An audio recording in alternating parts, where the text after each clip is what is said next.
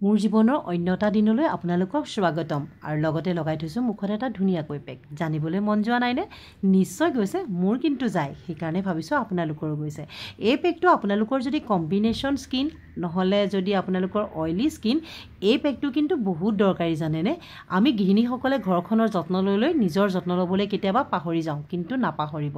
চাওকচোন মনে মনে খোৱাৰ লগৰে এচামুচ দৈ থৈ দিব আকৌ ময়ো তেনেকৈ থৈ দিছোঁ মনে মনে থোৱা নাই দেই মই দেখুৱাকৈ থওঁ চবেই জানে ঘৰৰ মানুহে মই যে নিজৰ যত্ন লওঁ আৰু এয়া মিহলালোঁ মুলতানী মাটি এইটো বজাৰত কিনিবলৈ পায় আপোনালোকেও ধুনীয়াকৈ নিজৰ কাৰণে এপেকেট কিনি ল'ব বহুত দিন যাব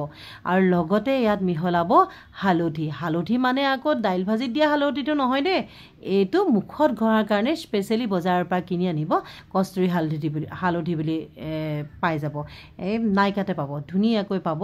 আৰু ধুনীয়াকৈ সেই আবেলি সময়ত পকৰি বনোৱা নিচিনাকৈ ধুনীয়াকৈ মিহলাই ল'ব আমি আকৌ গৃহিণীসকলে পকৰিটো বনাওঁতে বৰ ধুনীয়াকৈ মিহলাওঁ নুফুলিব বুলি নিজৰ পেকটো মিহলাওঁতে কিন্তু খুব লৰালৰি কৰোঁ তেনেকুৱা নকৰিব গোটেইকেইটা মিশ্ৰণ ধুনীয়াকৈ মিহলাই ল'ব আৰু নিজৰ মুখত আৰু ডিঙিত ধুনীয়াকৈ লগাব আৰু বাকী থকাখিনি কিন্তু পেলনি যাবলৈ নিদিব আমি হৈছোঁ গৃহিণী মানুহ